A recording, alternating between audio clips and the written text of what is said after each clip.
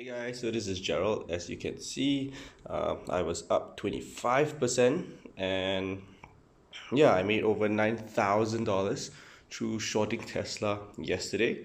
So I sold the call at 960 for $161, and yeah, it dropped to $71, and that netted me $8,200. So yeah, I made a lot of money, and I'm gonna talk about it right now. So welcome back to my channel. My name is Gerald, and today I'm going to be talking about how I stupidly made $9,000 in one day by selling my Tesla stock.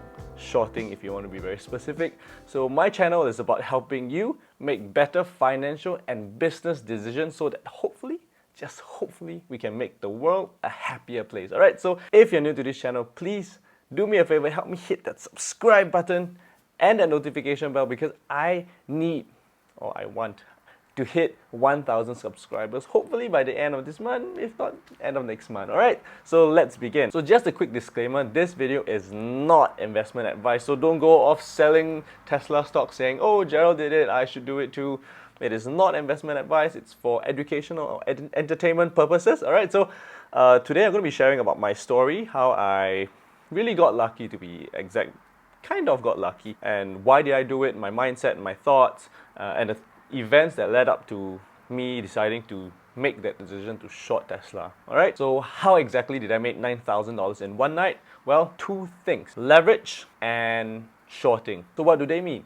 Leveraging basically means borrowing money that you don't have to make investments, and you can see why this is already risky, because you kind of need to return the money in the future plus interest. And shorting, on the other hand, means that basically I sold shares that I don't have, and then I will buy back. So basically I borrow the shares that I don't have to sell it to someone else, and then I promise that I'll buy the share at a future date. Meaning to say that, let's say I'm Gerald and that's the buyer.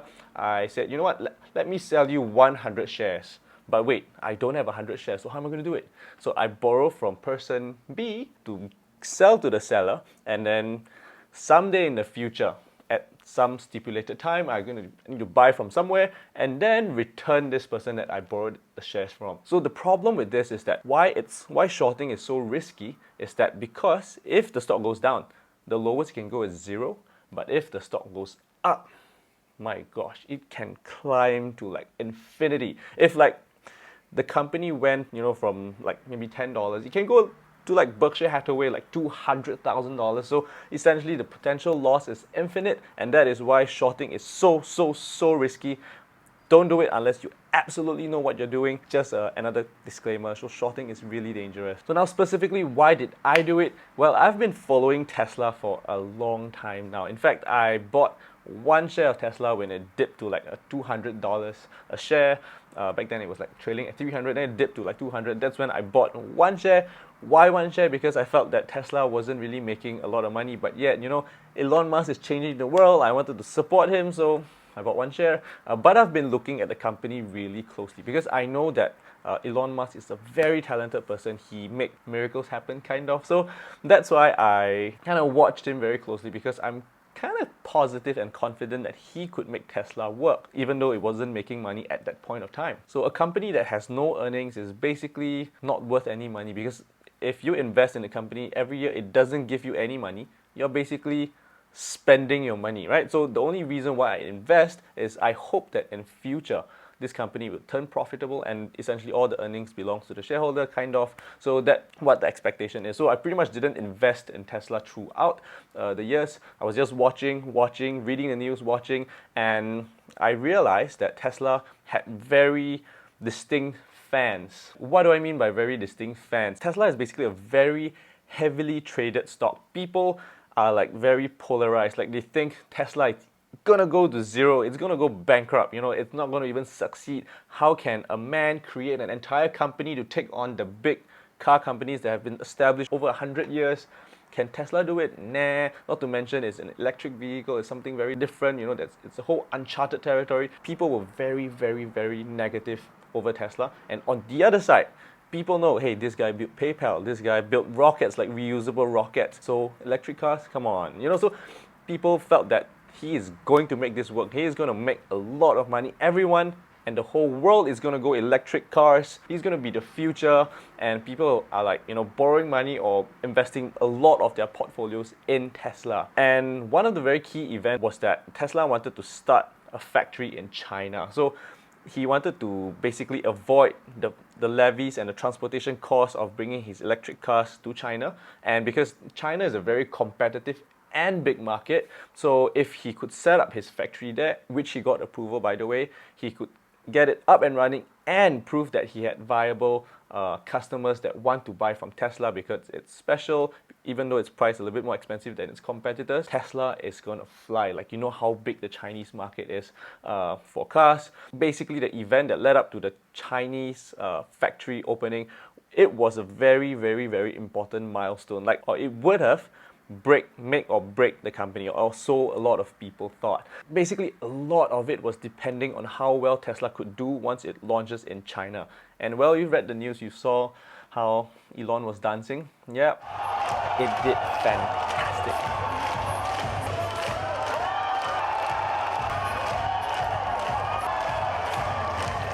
It did so well that it sent the prospect of the company possibly or likely to go bankrupt to becoming profitable. That was how crazy it was. So immediately, the story of the company just transformed. Like when people started to queue up, long queue to buy Tesla cars, it was just crazy. So basically, Tesla stock just went flying, like really flying. So it went from like $300 to double the price, $600 in about a month. And that's not all. So knowing that the people are very polarized, what do you think the people did when the stock, or are going to do when the stock kind of doubles from like $300 to $600? So basically, people that were shorting the stock or betting that the stock would go bankrupt, they were losing millions and millions and millions. In fact, they were losing very, very big. In fact, some of the brightest minds, some of the smartest, biggest fund managers managing billions, I don't know billions, but hundreds of millions of dollars, they bet that Tesla would go to zero, plus they borrowed money to do that. So a very rich person is doing that. Can you imagine how much shares he was holding or how much losses he incurred because Tesla went from $300 to $600? The question then becomes, is Tesla going to stop at 600? No one knows. But basically the potential loss of shorting is infinite. So this rich people that shorted the stock, they had to cover their position. They had to cover their losses. And if you short the stock,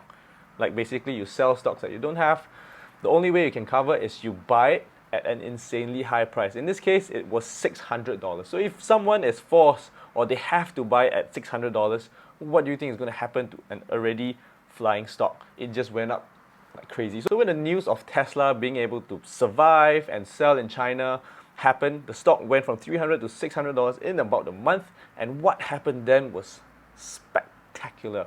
Tesla went from $600 to $960 in one night. Right? So in one night, it grew by an additional 50%, and there was no news. It wasn't like there was a big, unexpected sales figure during the launch. No, nothing new was mentioned, and yet the stock just went up by 50%. So what could this mean? Personally, I thought it was basically a lot of people covering their positions, basically a lot of shorters were covering their positions. They had no choice because they were losing a hell lot of money. They had to cover, and when a huge amount of people covered, it's no longer rational. Tesla stock, I felt, should not have been $900 a couple months back. Not to mention, there was coronavirus, all this. I was like, no way it's going to stay at 900. I am pretty darn sure it's going to go down. Time to short it. I was unsure. I was just, rambling on, thinking about it, showering and thinking, Tesla really 960, 4,000, is it really true? Maybe in the future, but now, nah. So what happened was that I decided, let's just short this stock. It's not based on any news. There's no way. It is very, very unlikely. I felt that it's going to go to like $1,200 or more. And if that happened, it would have made me lose like tens of thousands of dollars. So what I did was then I decided to take a leverage position. Basically, I used an option, which is a leverage position to sell Tesla stock. So I sold it for like $960, and lo and behold, it went down. Because why? When it went up by from $300 to $960, the shorters were covering their position. Once they covered, There was no one, basically, no big people kind of like buying up the stock rapidly, and a lot of people that bet that Tesla was going to go rocket high, right? Like sky high. You know, when you make triple your investment, you invest $300, it became $900. You're like, yeah, maybe I should take some money out, right? Cash in at a profit. Graham Stephan was one of the guys that kind of cashed in on this opportunity, and guess what? When everyone or a lot of people started cashing in, Tesla stock just went down. It went from like 960 to like what, 600, 700, was it? 700? Like the next day, and I was like, hey, I was raking in the money. I was like making it so much money. It was a wonderful feeling. Like, I can't imagine. I borrowed $16,000 off my like $30,000 portfolio just to short the position. It was so risky. I was, you know, how I felt was I was basically trembling while I was making the move. Should I? Screw it. So when I invested, the thing about options is that it's very hard to set a stop loss for options. So basically, I pretty much stayed the entire night watching 1,000, 1 subscriber, 2 subscriber, 3 subscriber. You know what I mean? I was just watching the stock like most of the night, and I was very lucky. I was making money. Like, I was making money throughout that night. So very lucky to have made the money. But on so many levels, it was very foolish, risky, and dangerous. Because if it went up, I could have lost like 16, 20, I could have lost my entire pot of savings that I have saved over the years. I could have lost everything. So it was a very risky move. And to be honest, how did it feel? It felt fantastic. Like, how fantastic? It was...